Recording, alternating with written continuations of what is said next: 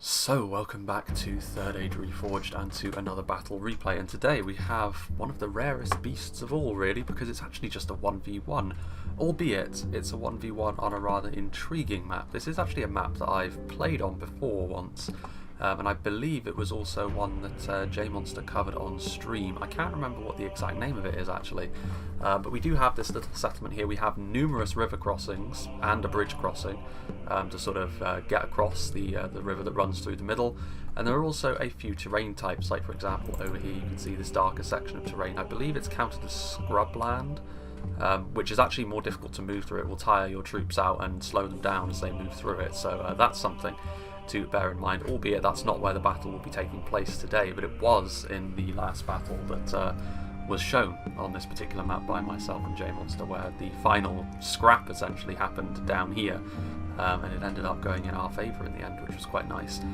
We also have, to my mind, one of the more intriguing matchups in the game between Gondor and Harad, natural enemies, lore-friendly enemies, but also enemies that have very clearly defined strengths and weaknesses against one another. For example, Gondor, of course, they are going to be very dominant in an archer fight with Harad, because Harad have got very low armour values. Their archers in general, with a couple of exceptions, aren't all that impressive, whereas Gondor have got a very varied archer lineup, easily able to outmuscle them, and of course in melee they have that extra solidity that you want, obviously the heavily armoured units, which is both a blessing and a curse against Harad. But also their holding power is going to be much higher than that of Harad. Whereas Harad, of course, weak in the ways that I've mentioned, but Gondor are very reliant, more so perhaps than any other faction in the game, other than perhaps the two dwarven factions, on armour. And Harad have got a lot of armour piercing at their disposal. Even some of their basic pikes and spearmen have got some armour piercing that they can add to the mix. Now I would say on a map like this, I would think Gondor would be a little bit more at home, because it allows them to dig in just a little bit more. They would actually probably benefit a little bit more from trying to hold the river, actually, because it allows them to bottle up Harad to a really nice extent. Instead, they have committed most of their army back over here in the town. Now this is a puzzle for Harad, because Gondor, if they choose to sort of just dig in, it can really present a bit of a problem to you, because you don't really have the easy means with which to dislodge them in terms of your archer strength. But we'll go through the army compositions and see what both sides have brought today, starting off with the player who sent me this battle replay, Bilbo T. Baggins, who is going to be playing as Gondor. So you can see a couple of units of the fully upgraded Gondor spearmen, so he is making use of the armour upgrades. There is actually a case, even though the armour upgrades are cheap for Gondor, you end up paying the same as a normal faction for one, would for one, and you get two. And that obviously takes you from just having sort of mail up to full plate, which is a significant difference. However, there is a case for saying that that is money you can save against Harad because of the amount of armour piercing they have. Now it will still help, especially up against units like the Serpent Guard. It'll mean that the basic Gondorians are going to be able to hold on against them a little bit longer. But we shall see. A couple of units of fully upgraded Gondor spearmen, good for holding the line, but they shouldn't be all that impressive against most of the Harad infantry, to be honest with you, other than the very lowest tier, of course. They're just going to be there to hold the line as long as they can. Some fully upgraded Gondor archers as well. This is obviously where Gondor can really flex their muscles against a faction like Harad, because other than Umbar and Dale, I would say, among the human kingdoms, they are probably the best in a skirmish fight. And even then, it's those three that sort of jostle for the position of top spot. It's kind of difficult to tell which one is actually the best. Gondor archers, fully upgraded though, easily going to be able to withstand most of what the HARADRIM are going to be able to dish out, and they're going to be able to overpower them in a skirmish fight. We've got the marksmen of Cavalry, a good choice, because not only are they even better at long range than the Gondor archers just in front of them, but heavy swordsmen in melee means that when the going gets tough in melee, they can also chip in. And of course, having higher melee defense that a sword offers, as well as higher base attack, is going to be quite useful against quite a lot of the lightly armoured HARADRIM that are coming towards them. So a good unit this. I do rate them very highly because of their dual purpose. Even more archers up here as well in the Veterans of Osgiliath. Now there is a case for saying they are even better again. They're certainly better in a skirmish fight because of their shields. You do have to upgrade their armour to truly get the most out of them though, so you do have to pay just a little bit more. And they also are unbreakable, so they will fight to the bitter end. But yeah, I mean, it's one of those interesting trade-offs really, because they are more expensive than the Marksmen of Cavalry. Are they enough of an upgrade over the Marksmen of Cavalry to warrant bringing them? In this case I would say they are, because they can still be useful in melee. Clearly what Gondor want to do is dig in, and try and weather the Haradrim storm, and obviously you're going to need a lot of archers to do that with. Citadel Guard, armor piercing, more expensive spears. This is actually a unit I probably wouldn't recommend against Harad actually, just because that armor piercing is not all that likely to be that effective, and they're very expensive. Against most factions the Citadel Guard are a no-brainer, but against Harad I'm actually not so sure, because if you send them up against stuff like Trollmen they're going to get eaten alive. We shall see though. Similar story with the Nimlothian Honor Guard honestly, although their multiple HP nature and their sort of solid place to put the general does make that somewhat more arguable, I think. More Citadel Guard back here. Wands of Minas Ithil, they are an armor piercing archer now, so again, these armor piercing picks against Harad may not be the most efficient, but they are another arch unit at the very least. It probably would have been more prudent to bring the Athelian Rangers, which we don't see, but perhaps for the good of the game, it's a good thing that Bilbo didn't bring the Athelian Rangers, because on bridges like that, Rangers can be disgustingly overpowered. A couple of units of Axemen of Lasarnak, again with the armor upgrades. Again, heavy focus on AP though. Is that going to be the pick against Harad? There's a case for saying the Ravenhelm should have been the unit that had been brought. They're a bit more expensive, but against Harad I would say probably a little bit better. There's also a unit of fully upgraded Gondor infantry here. Much like the spears, they'll just be there to hold the line, albeit without shield wall, but a little bit more effective in melee. And back here some Fountain Guard. They may have an AP focus, but they are also quite adept at holding a line, so I would say that they are still a good pick. There is also some cavalry out here from Gondor. It's an interesting matchup between the two sides' cavalry, because neither of them really have anything that's good against other cav in melee. You know, obviously Harad have got their monstrous cavalry like their Mumakil and their war beasts, but they're a little bit of a different animal altogether, both metaphorically and literally. But Gondor have gone for some fully upgraded Gondor cavalry here, which are spear cav. They're a little bit underwhelming for me. I mean, they are really just to get in the way of other cav most of the time, but they're not going to. They maybe won't be outmuscled in quite the same way as they're used to being by the Haradrim cavalry if Harad brought any cav, and if they haven't, then as soon as they cross the river they're going to have to sort of deal with this buzzing around, as well as a very solid Gondor position to try and take.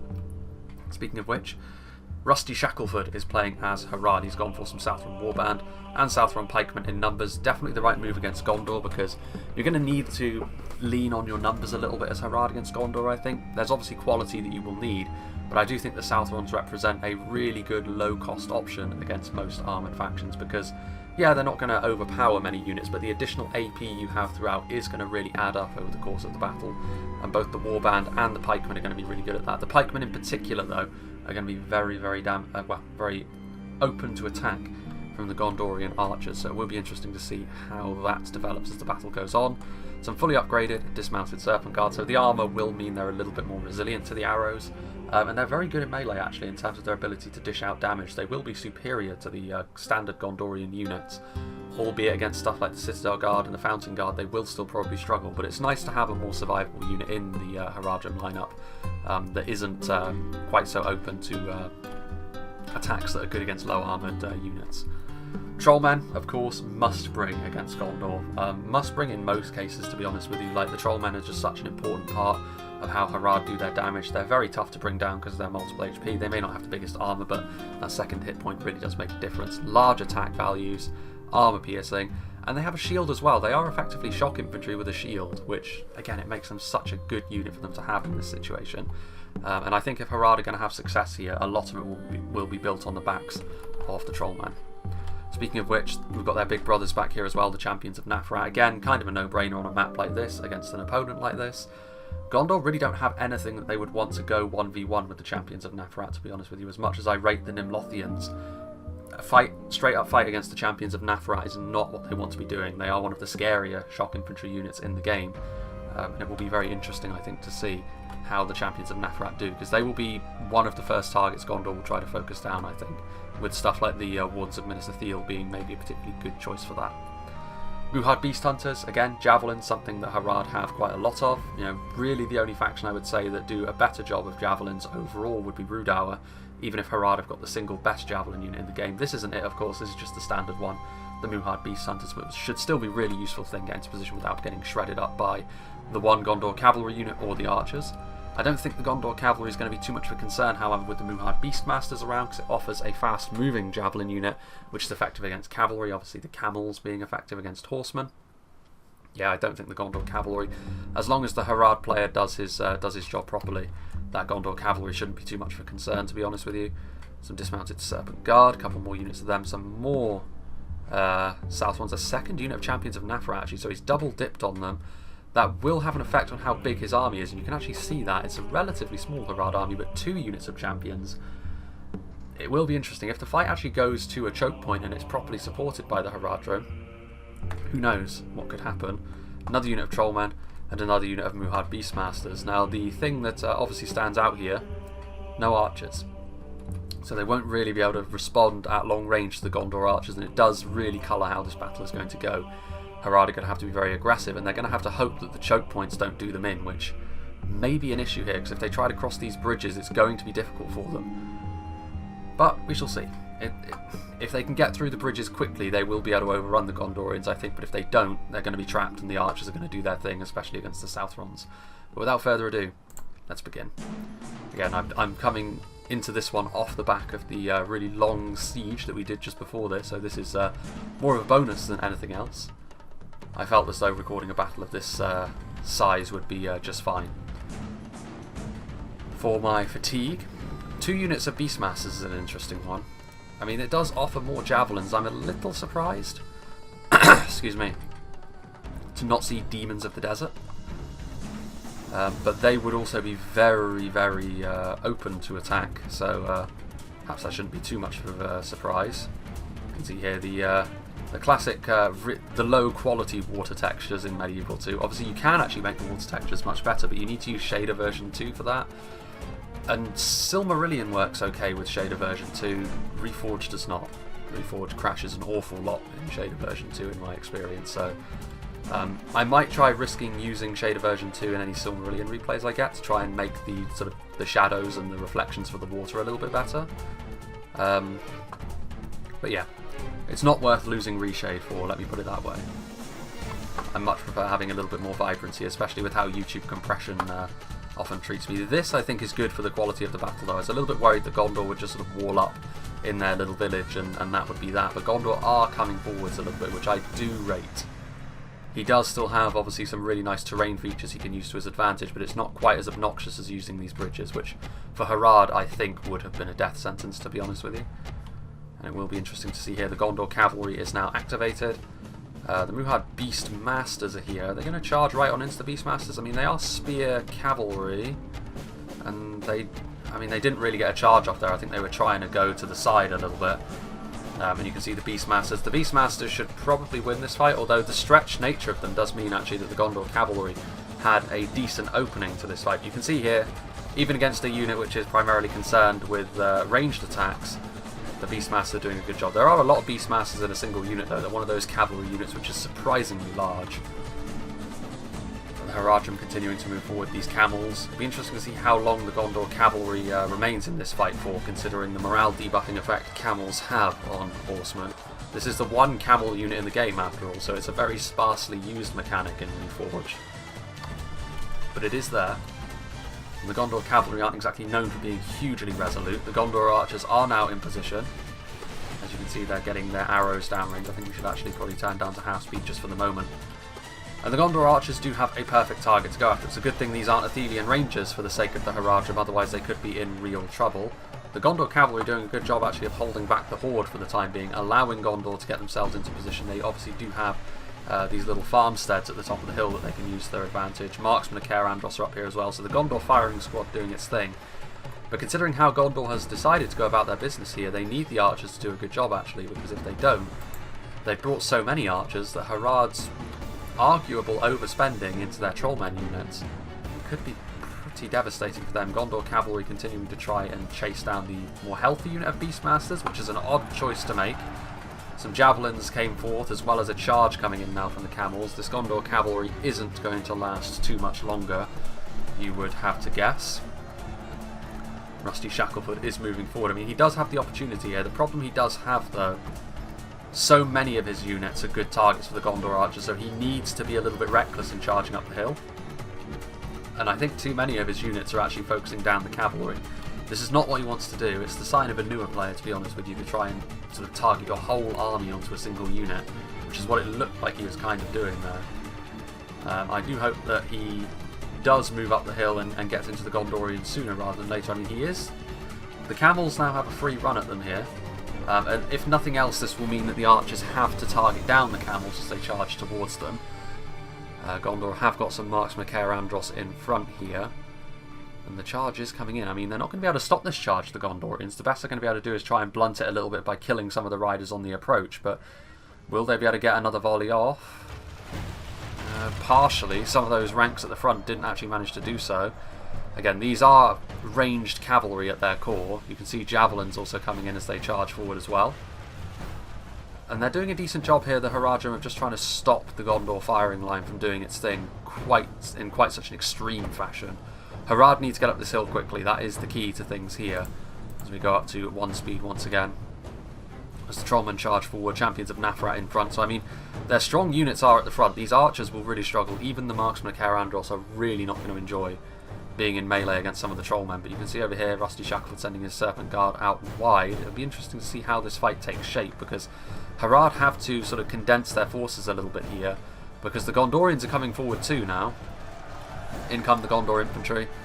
They, of course, will not fare all that well in melee against a lot of these HARADRIM. Even the dismounted Serpent Guard, 1-to-1, are superior to them, so they're going to need help.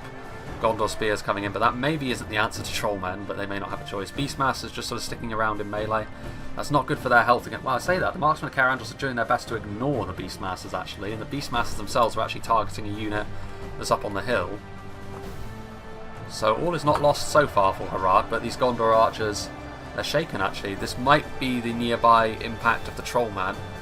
Harad is blobbing up his forces, however, and too many of his units... I mean, he is sending over units to engage over there, but the Axemen of Lasarnak are going to be able to get into the side here. That's too much of a blob, to be honest with you. He needs to get some of his pikes to prevent a potential side-swiping charge from these heavy Axemen, which he is now doing so, which is good. Getting his units over here to prevent that. That's actually a bit of a misplay from Gondor, to be honest with you. He had him right where he wanted him, and now javelins are coming in, pikes are going to block any charge that he would have wanted to make. And now, well, the Gondor archers are routing, which means the dismounted Serpent Guard can pour forwards. Both sides are blobbing up just a little bit too much for me. Again, stretching out the lines, especially for Harad, would be really effective, actually, because 1-to-1 all this AP would start to do some damage in places, most certainly. Champions of Nafrat getting shot, actually, but marksmen of Caerandros going to do their thing. Still, these javelins are coming in. It's a little bit of a clumsy effort, this, from both players, but generally speaking, clumsiness will be rewarded more from evil factions like Harad, but that's normally when they go for more numbers-focused builds, and that's not really the case for Harad here. Harad also have no archers, though, so clumsiness is kind of necessary in a way, because you need to go forward, you need to engage with everything that you possibly can. And it will be quite interesting, I think, to see if he is rewarded for that, or if these Gondor archers are going to be able to do the damage that they need to, because that is going to be the difference here ultimately. If Gondor are going to win this fight, it's because their firing line has done the business, not because they've been able to outmuscle Harad on the front line, because they won't outmuscle Harad on the front line. There are 2 champions of Nafrat on the field, 2 Trollmen of Harad, Southrons galore to back them up with the additional AP that they offer, and the other stuff is Serpent Guard, who are a good unit in their own right. You can see over here that the Axemen of Lasarnak are losing. You can see the Southron pikemen getting into position. The main weakness of Southron pikemen is archers, but they've managed to get into the engagement actually reasonably intact, and now their phalanx with the additional bit of AP that's added on top should be really, really effective actually against a lot of these Gondorians. Trollmen of Harad victory is a certainty. So yeah, like where the Trollmen are, it's champions of Nafrat in there as well, 76 of them still alive, 73. They need to get into the archers quickly here, the champions of Nafrat. They're walking into the fight, which is not what you want, but yeah, they're going to be able to get into these Gondorians over here. Archers are firing away, but again, you can see logistically the Gondorian firing line has not got itself into the best position, because they're having to fire up and over things. That's not going to be good for them. A charge coming in as well, getting up to charge speed is not going to be good for the marksmen of Caerandros. Those champions of Nafrat are going to munch away at this firing line if Gondor doesn't answer them with anything. Warns of Minister Thiel. Their armor-piercing arrows could be really useful for taking out individual targets. Muhad Beast Hunters are firing away. I mean, initially I was thinking Gondor would have the better end of this fight, but I have to give the Harad player credit. While it hasn't been the prettiest advance up the hill, he has at least got everything fighting on the front. Gondor now no longer has decent targets. I mean, again, I think a more experienced player would have set up on this hill with 1 or 2 of the units of archers even, and shot into shot into the mass, and that would have been fairly devastating for Harad. But Harad, all they can do is fight what is in front of them, and so far the odds are pretty favourable. Wards of Minister Thiel are firing in. This is probably going to do significant damage to the units that are up here, but as long as they can keep Gondor's focus away from the front line, a lot of these Gondorians that are fighting will go down. Again, 2 units of standard Gondor spearmen and a unit of Gondor infantry. None of those units are going to be all that effective at fighting the foes that are in front of them. Maybe the Southron Warband wouldn't fare so well against the Gondor infantry if the engagement was more favourable to Gondor. And it's Harad actually the ones that are flanking around. Again, I like this. The initial efforts were a little bit haphazard, but now he's getting some units around. It may only be a unit of Southron Warband, but Gondor's front line is already in trouble. I don't know how aware the Gondorian player is of how in trouble they actually are, and there's Fountain Guard that are still waddling around in the background there. They're getting reinforcements over here now, but again, so many of them are still just... I mean, Nimlothian Honor Guard are also guarding the flanks now, so I mean, this is a unit that should stop them, and also being up on that hill does expose them a little bit, but Harad is the one pressurising the flanks. Gondor are the ones at this point reacting to what Harad is doing.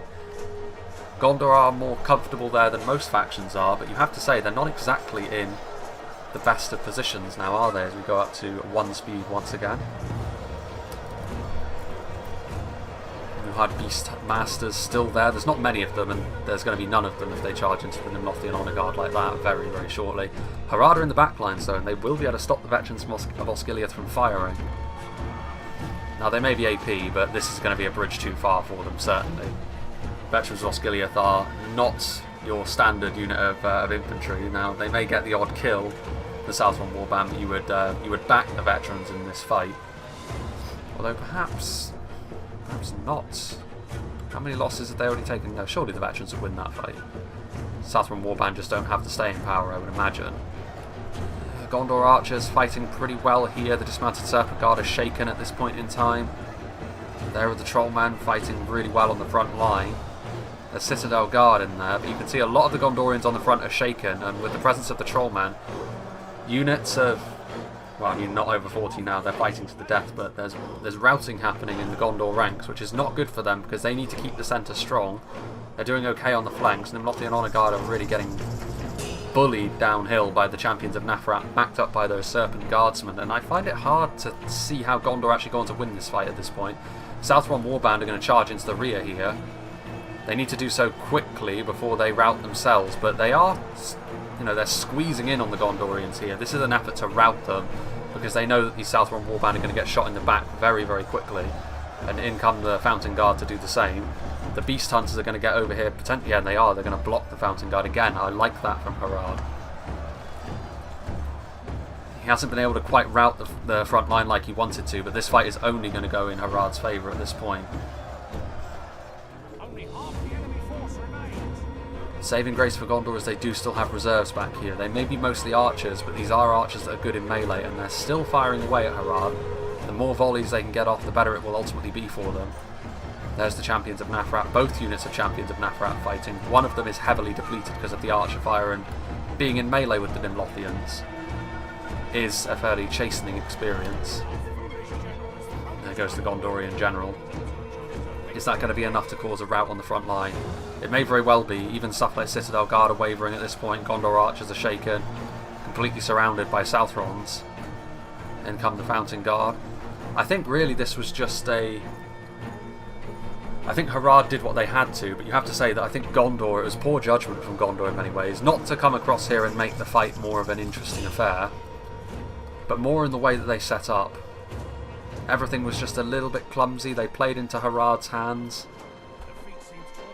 Fountain Guard are routing. That's not a good thing at all. It's not very often you see a unit of 90 Fountain Guard rout, but you can see how badly the odds were starting to favour Harad there. But there's still, actually, a fairly decent chunk of time in this replay left to go. So Gondor aren't quite done yet. Veterans of Osgiliath, and again, it does show a newer player, two newer players I would say, considering how this has ultimately played out. There was a lot of blobbing in certain areas. There was sort of a reluctance to move, even in situations where it would have been highly advisable. Gondor Gondor archers are firing my Nimlothian Honor Guard have come back. Warns of Minister Theo, they're just sort of standing there. And I think at this point it's the Gondorian player has sort of given up the ghost a little bit. Veterans of Osgiliath are going to fight to the bitter end on the front line, but you can see as well, like, there was many positions Gondor could have taken up to really be quite effective. This little hill over there, that massive hill over there in particular, shooting down from there would have been a complete game changer. As it is, they've been shooting up and over their own men, which is not very effective really. Warns of Minister Theo, they're charging in. They're pretty strong in melee, they are multiple HP after all, and with the return of the Nimlothians, with the return of the Fountain Guard, I mean, it will be, I think, in terms of kill counts, a relatively close affair, but I think for some time in this battle, Harad have had the upper hand, and considering the compositions and considering the map, I was worried for Harad in this fight.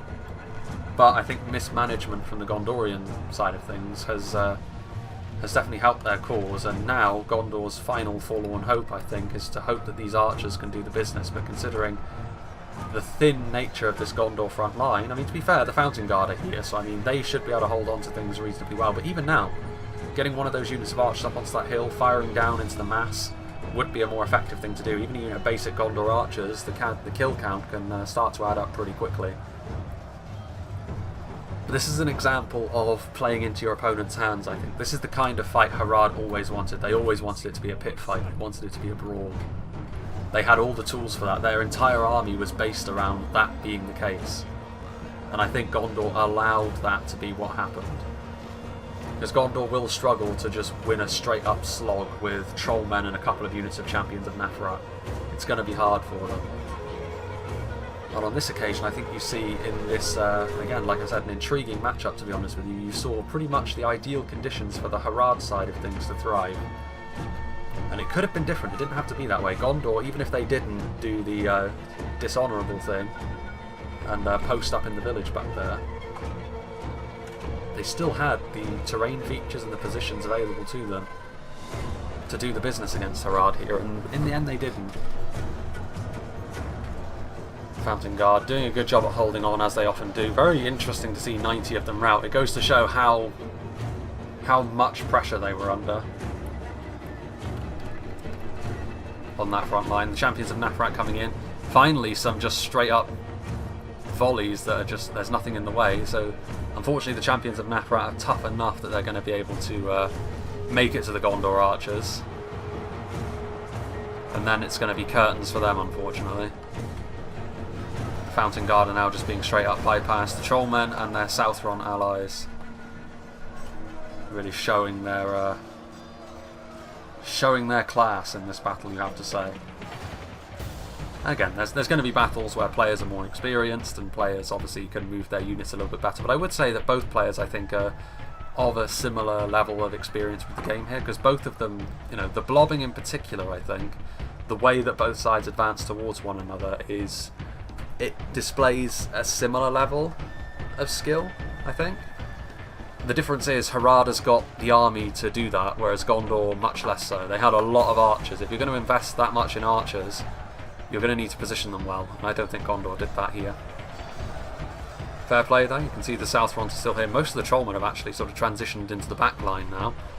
And again, you can see even here is a good example of this, because both units of Trollmen are blobbing up on that one unit of Gondor archers, when all it takes is for one of them to just engage the marksman of Caer Andros, and you'll be stopping another unit of archers from firing. They're doing that now, but that's more of a sort of side effect than anything else. 35 Gondor archers in behind. You can see the mad death animation, which only seems to happen when like big shock infantry hits them. I think the Fountain Guard have been completely destroyed. No, well, yes, kind of. There's only 4 of them left, so there we go. Harad victorious. A bit of a motley crew left, but still a good victory this for Harad, and it goes to show what they can leverage against Gondor. Brute strength, armour piercing, and just overall that more aggressive, savage way of approaching a battle. Which if Gondor tries to go toe-to-toe with them, you definitely can't do so with that many archers. I think Gondor maybe could make that work. It would still be tough for them even if you built your army ideally, but not like this. Gondor's best way for dealing with Harad is archers, but you need to use them and position them a little bit better than that. But well played to Harad, fair play to him. So there we go. yeah, you can see that Harad, obviously, they spent more on their elite units as well. Having 2 units of Champions of Nafra ultimately meant they had a smaller army on the field than Gondor. So that is an interesting little thing to note there. Also, Harad went for 2 units of Cavalry, which even bigger units of Cavalry like the Beastmasters still doesn't offer you as much men as an equivalent infantry unit would have for the same cost. But yeah, I think it is a good representation of how newer players will often play the game, I think. Again, the blobbing, the position, the reactivity maybe not being quite there. But I think that it was probably a good thing that both of the players were at a similar level of skill, I think. Because otherwise, if it were... I think if there was like a veteran player, like one of the names that are more recognisable perhaps, that were playing against one of these two on the other side, it would have been a very clear defeat one way or the other. So I think for the spectacle of the game, it was probably a good thing that both players were on a similar level of skill there. But thank you to Bilbo Teabaggers for sending this one in. I suppose if nothing else, you can't complain that this time the player who sent it to me was the player who won, because they weren't. So that's nice. So let's see what did the damage for Gondor. I think it'll be interesting. I mean, the Nimlothians did pretty well actually. They held on in a section of line that included upgraded dismounted Serpent Guard and Champions of Nafarat. So the fact they got 105 kills in the end is pretty impressive, considering it's not, especially with the Champions of Nafarat, it's not really a matchup they will enjoy. The Citadel Guard, like I kind of feared, didn't do all that well, to be honest with you. A unit that costs that much, you need them to be getting closer to 100 kills when it comes down to this battle, which was obviously like a much more infantry focused affair when it really got underway. Fountain Guard did okay. They initially ran away, but then they came back, and to be fair, when Gondor was sort of clinging on for dear life, the Fountain Guard were the thing that was allowing them to do that. As for the archers, Marksmen of Caer Andros didn't get enough kills for me. Like, again, if you're going to invest this much in archers, they all need to be getting over 100 kills, not just some. And the marksmen also, with their abilities in melee, you'd be wanting them to do slightly better, but then they were also overwhelmed. The Gondor archers, I actually think that's an acceptable return from the Gondor archers, to be honest with you, both at range and in melee for their cost. The veterans of Osgiliath did okay. The ones of Minas Ithil did very well. Like I said, the difference between victory and defeat here could have just been placing one of those archers up on that hill over there, and things could have gone very, very differently. The Axemen of Lasarnak, again, didn't do all that well. They were dealt with reasonably well, actually, I think, by Harad. They reacted to them decently enough. But even then, it's not a matchup where the Axemen of Lasarnak are going to be all that impressive, to be honest with you, considering Harad forego armour for basically more damage. Gondor Spearmen, again, similar story for them, as well as the Gondor infantry. Like, a lot of the basic Gondorians and more of the armour-piercing focused Gondorians, unsurprisingly, didn't do all that well in melee in this battle, and that was actually the vast majority of the Gondor army in this case. So it really does go to show that this battle really did play into the Haradrim's hands. And the Gondor cavalry, 29, all of which was against cavalry units, I think, the Beastmasters. Yeah, I mean, cavalry is something that neither of these sides, in terms of ability to fight other cavalry, do all that, like, overwhelmingly well. But Harad, the Beastmasters, are the best unit they have for that. I mean, they're a unit you often forget Harad have, because you don't actually see them that much. But, they do offer a better anti-cavalry tool than the Gondor cavalry, and because there were 2 of them, there was also javelin, so they had more utility later on in the fight as well. The Gondor cavalry just sort of charged in, delayed the Harad advance, but that only would have been useful if Gondor set up into a better position, which they didn't. So that's the key there. So yeah, nice to see this map again, though. It is a nice map. We saw sort of a different side to it this time, where it's sort of a smaller scale battle over here, whereas the last time we saw it was a big 4v4 fighting on either side of the river. I believe I was Rohan that day, and I was getting pummeled by the Dragon's Breath cannon, as it used to be in the previous patch, but still we ended up clawing our way to victory there. But yes, big thank you to Bilbo T. Baggins for sending this one in, and big thank you to Rusty Shackleford as well for accompanying him into the battle. So like I said, this obviously comes hot off the heels of a large-scale siege, and I felt as though I just had about enough endurance to record another battle of smaller scale, so we're going to do this one now. As for what's coming next, like I said, I am heavily considering doing a Divide and Conquer campaign. It's been a long time since I last did a Medieval 2 campaign, so mechanics-wise and sort of knowledge-wise, I'll be very, very rusty. And I've actually never done a Divide and Conquer campaign before either. If I were going to do that as well, it would be on live stream, because I think long-form content like that fits a live stream just that a little bit better. As for other stuff, there are a few replays that I can get on with doing as well. Like I said, there is that the matter of that scenario that Eclipse sent me that crashed. Maybe if I have the mental fortitude, I'll try and do it again, but I wouldn't bet on that one ever making an appearance, to be honest with you, because maps like that are always going to be an issue for me to try and record on. So I think unfortunately that one will be lost to oblivion, even though Eclipse seemed to imply it was a very good one. Unfortunately, you know, my tolerance for crashing these days is fairly low, to be honest with you. So I might give that one another go, and if it crashes just the one time, I might just scrap it and be done with it. There are a few others, obviously. There's still that Moria siege, which is upcoming, which I have been meaning to get to, but Moria is one of those things I really have to psych myself up for, because again, in much the same way, it's very long, albeit it comes with a certain guarantee of no crashes at the very least, because Moria is a very tried and tested map at this point, so you're very unlikely to run into any issues of that sort. But yeah, it's kind of interesting. We are sort of marching, we're sort of listing our way through summer, as it were, sort of heading towards a time that's a little bit less of a haze, at least in my opinion, so we can everyone can get sort of more of a focus again, and that's sort of what I hope the autumn will bring to me, because the summer has just been sort of a really weird experience this summer. I was expecting to be far busier than I am, but my productivity hasn't exactly shot through the roof as a result of having sort of more time. I still have some work to be getting on with. I obviously still have videos that I can make, but it's one of those things where it's like I was all psyched up for a summer of you know, having to fit a lot of things into a relatively short period of time. While I would say I'm not sorry that there's no stress as a result of that, there's also not a great deal of direction at the moment either, especially considering how the you can certainly tell that university staff and supervisors and the like are sort of struggling to keep things on track as well, because of how many people they're all responsible for. That's certainly been the experience with my dissertation so far. But anyway, enough of my rambling. This is the post screen of a video, not a therapy session. So anyway, that's really the plan. It could be a Moria siege next. It could be another battle replay next. Depending on when this comes out, it might be in and around a stream of some description, which might be Divide and Conquer. I kind of haven't made up my mind on that one yet. By that time, though, like the first replay that I mentioned, the possibility of that actually happening in, will have already come out, so we'll see what people's reaction to that is. But yeah, I hope you enjoyed this, and I hope you will join me for whatever is next.